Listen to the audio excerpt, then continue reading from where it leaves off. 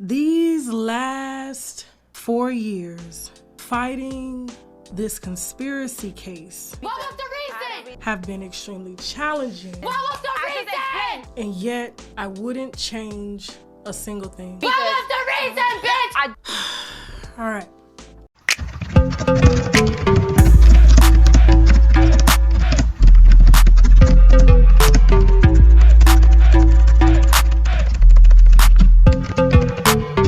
Je sais pas vous, mais j'ai suivi cette histoire de procès entre Cardi B et Tasha K et j'ai trouvé intéressant le tournant que les choses ont pris. J'ai attendu que Tasha K commente le verdict final pour faire une vidéo complète. Du coup maintenant c'est bon, on peut y aller. Donc petit résumé pour comprendre l'histoire. Tasha K est une youtubeuse spécialisée dans le gossip. C'est l'une des blogueuses gossip les plus connues et suivies sur YouTube. En 2018-2019, elle a fait plusieurs vidéos qui prétendaient sortir en exclusivité des infos sur Cardi B. Alors on a eu un peu de tout. Cardi est une ancienne prostituée qui a de l'herpès, mais aussi Cardi droguait des hommes pour profiter d'eux. Cardi trompait Offset, le père de Cardi lui faisait des attouchements étant enfant. Oui, elle a vraiment dit ça. Cardi prend des drogues dures, son enfant sera handicapé. Voilà en gros les infos exclusives que Tasha K a sorties sur Cardi B en 2018-2019. En plus d'être particulièrement virulente quand elle parle de Cardi, et plutôt haineuse on peut le dire. Cardi lui a envoyé pas moins de 3 mises en demeure en 2019, qui sont en gros des sortes d'avertissements juridiques, des lettres formelles que l'on envoie pour dire à une personne « Écoute, si t'arrêtes pas tes conneries, je vais te poursuivre en justice ». Tasha K avait refusé d'arrêter de parler de Cardi. En tant que blogueuse, elle estimait qu'elle avait le droit, tout simplement. C'est sa liberté d'expression. Mais on sait qu'elle a aussi eu une conversation en DM où Cardi lui demande de retirer ses vidéos. Tasha lui avait alors proposé 2 choses. Soit Cardi vient elle-même sur la plateforme de Tasha pour démentir les infos, soit Tasha accepte de supprimer les vidéos à condition que Cardi lui paye l'équivalent de ce qu'elle gagnerait en publicité grâce aux vidéos. Cardi a refusé les 2 options. Et leur bif a continué comme ça et s'est intensifié. And I'm gonna sue that blogger cause I'm sick of it. Gathering all my fucking information, bitch. You wanna keep harassing me? You wanna keep harassing my friends? You wanna keep making shit up? Alright then, bitch. I'm gonna take all your fucking bread. You think I'm fucking playing them? Finalement, Cardi a porté plainte contre Tasha durant cette même année. Et c'est ainsi que leur bataille juridique a commencé pour finalement se terminer cette semaine. Cardi B gagne son procès. Tasha K est reconnue coupable de diffamation, atteinte à la vie privée et d'avoir infligé de la détresse émotionnelle. Pour ça, les jurés lui ordonnent de payer 1,25 million pour les dommages, plus 250 000 pour les frais médicaux. Il y a aussi plus d'1,3 million pour ses frais d'avocat et plus 1,5 million d'amende pour elle et son entreprise. Au total, elle est à environ 4,1 millions à payer. Là, c'est pas les procès des paysans du coin, au cas où vous avez pas compris. On part sur des vrais nombres. Mais en vérité, même si Tasha K a beaucoup de succès, la question se pose de savoir si elle a assez d'argent pour payer tout ça. J'ai vu des rapports comme quoi elle aurait une fortune d'environ 1,25 million, mais rien n'est sûr. Ça laisse penser que l'idée de ce verdict, c'était d'éteindre Tasha K une bonne fois pour toutes. Et d'une certaine manière, on peut comprendre pourquoi.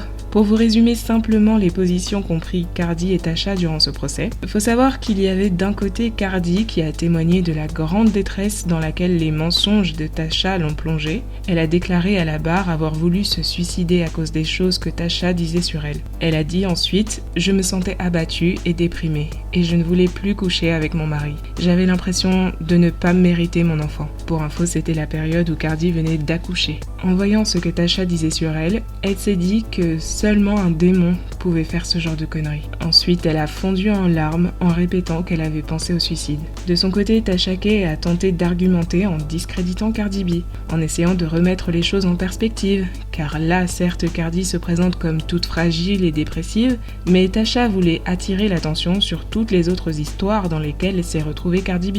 Elle voulait citer l'affaire avec l'une des side chicks d'Offset et aussi toute l'embrouille avec Nicki Minaj, pour dire que Cardi sait très bien se défendre et sait très bien attaquer quand elle le veut. Et que d'ailleurs, c'est plutôt ce comportement-là qui lui est propre, plutôt qu'un comportement suicidaire d'autoflagellation.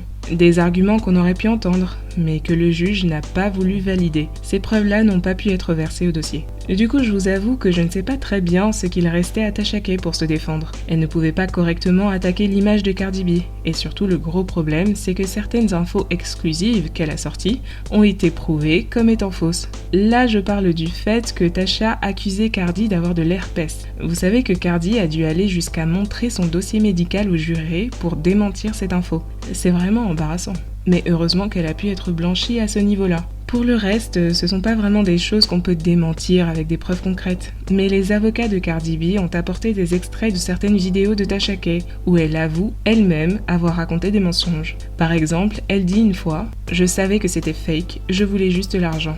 Ceci est un business, ça s'appelle les audiences. » Ou encore « Continuez d'envoyer des mensonges et regardez-moi les diffuser. » C'est la faute de Cardi B si mes vidéos sur elle ont été vues plus de 5 millions de fois, car elle y a répondu, ce qui a encouragé plus de gens à les voir. Tasha a avoué qu'elle a organisé une interview avec une femme qui prétendait connaître Cardi et qui venait dire que Cardi était cocaïnomane, sachant très bien que c'était faux. D'ailleurs, elle a ensuite invité une autre femme avec des infos contraires pour démentir les infos de la première. Bref, vous avez capté, elle s'est fait des thunes sur les deux versions, car sa motivation première était bien sûr l'argent. On a appris que ses vues et revenus ont augmenté d'environ 300% entre 2018 et 2019, en grande partie grâce à ses vidéos sur Cardi B. Après l'annonce du verdict, Cardi B a fait une déclaration en bonne et due forme. Après presque 4 ans d'acharnement contre moi, pouvoir ressortir de tout ça victorieuse m'apporte un grand bonheur. Elle remercie ses avocats et ses proches pour le soutien. Durant ce procès, vous avez vu les moments les plus sombres de ma vie. Ces moments étaient remplis de narratives viles, dégoûtantes et complètement fausses qui ont été partagées sans répit sur internet. Je pensais que je ne serais jamais entendue ou défendue et je me sentais complètement impuissante et vulnérable. Je n'ai jamais pris pour acquis la plateforme que ma célébrité me permet d'avoir. C'est pourquoi, pendant plus de 3 ans, j'ai consacré toutes les ressources que j'avais pour obtenir justice. Et justice, pas seulement pour moi. La vérité, c'est que la peine qui m'a intentionnellement été infligée est infligée à tellement d'autres chaque jour. La seule différence entre moi et le lycéen qui se fait victimiser et sur qui ses camarades mentent, c'est l'argent et les ressources auxquelles j'ai accès. Nous devons collectivement dire que trop, c'est trop. Nous ne pouvons plus être une société qui détourne les yeux sur des mensonges éhontés. Le comportement et les contenus prouvés comme étant faux sur des plateformes comme YouTube doivent être retirés. Le harcèlement constant et les mensonges qui sont rapportés comme des faits de la part de journalistes et de blogueurs doivent cesser. Elle termine par dire en gros que les réseaux sociaux ont un grand pouvoir qui peut être bénéfique, mais qu'il faut collectivement faire attention à ne pas tomber dans des dérives. C'est un message puissant qui ouvre justement une plus grande discussion sur ce journalisme parallèle qu'on a vu émerger sur Internet et carrément exploser sur YouTube. Mais avant d'ouvrir cette discussion, je vous montre quand même une autre partie de la réponse de Tasha K qu'elle a fait en exclusivité sur sa chaîne YouTube. We called bluff against a machine that wanted to bully me for not wavering from my personal beliefs. A machine that has corporate interests to protect prostitution, drug use, promiscuity, and to glorify the violence on our society and in our neighborhoods. This machine secured an extremely prejudicial verdict against myself and my company solely off of sympathy and payola. You can't bully someone or something that takes pride in painting our children and teaching our children to be degenerates. And if you are a public figure that pushes this image and this lifestyle for likes and views and a way to make money in our society, then I and we have the duty to exercise our First Amendment right as traditional media and new age digital media analysts to say no, this ain't it. This is not defamation or invasion of privacy when these machines have pushed this lifestyle on us for profit.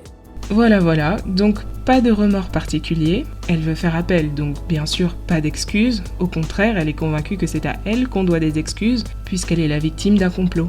À partir de là, soit elle croit vraiment aux conneries qu'elle dit, soit elle se contente d'essayer de sauver sa peau. Faut quand même se dire qu'elle a 4,1 millions de dollars à payer. Donc si elle ne crie pas son innocence et qu'elle ne fait pas appel, elle va devoir les payer.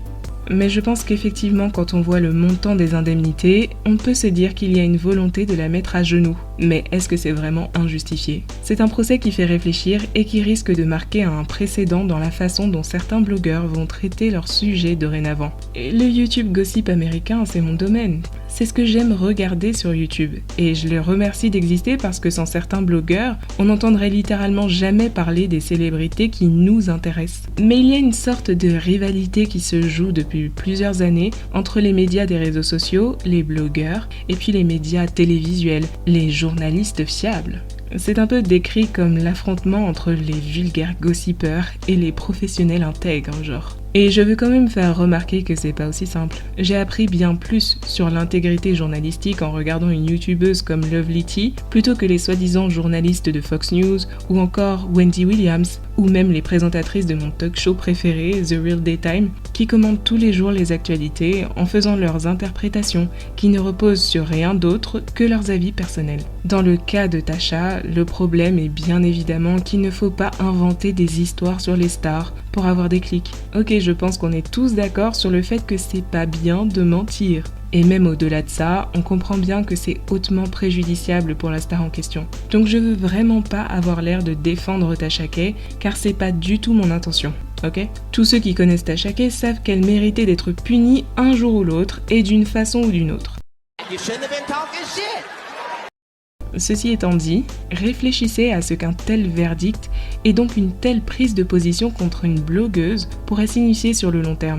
Dans sa déclaration, Cardi encourage les patrons des réseaux sociaux et principalement YouTube à prendre des mesures contre les contenus mensongers diffusés par les blogueurs. Du coup, moi, ma question, c'est qu'est-ce que YouTube va définir comme étant un contenu mensonger ? Où va se situer la limite entre donner son avis, donner une info et mentir, selon les standards de YouTube ? Aujourd'hui, à peine tu postes un truc avec le mot Corona dedans, Instagram commence à flaguer ta publication ou à mettre des disclaimers partout. Donc tout ce que je dis, c'est que les grandes corporations comme Insta, YouTube, Twitter, etc. pratiquent plus souvent la censure que la régulation. C'est une vérité. Donc je me demande simplement où tout ça va nous mener sur le long terme. En tout cas, c'est une bonne chose que Cardi ait pu obtenir justice après toutes ces années, parce que le pire, c'est que certaines rumeurs continuaient encore de courir sur elle après tout ce temps. Après avoir fait sa déclaration, et avant celle de Tasha K, Cardi a tweeté « Pourquoi je suis contente mais triste en même temps ? Je dois parler avec Meghan Markle. » Elle fait le parallèle avec Meghan parce qu'elle aussi a été harcelée à une plus grande échelle et elle a gagné son procès contre la presse britannique. Je trouve que le parallèle est un peu osé, mais bon. Dites en commentaire ce que vous pensez de la vidéo. 4 millions de fucking dollars. Vous pensez que Tasha K méritait une telle sanction ? Est-ce que vous pensez que YouTube devrait supprimer les vidéos dites mensongères ? Est-ce que vous connaissiez Tasha K et ses méthodes ? Est-ce que vous pensez que ce procès ouvrira une plus grande discussion sur la presse people ? Allez, on se parle en commentaire.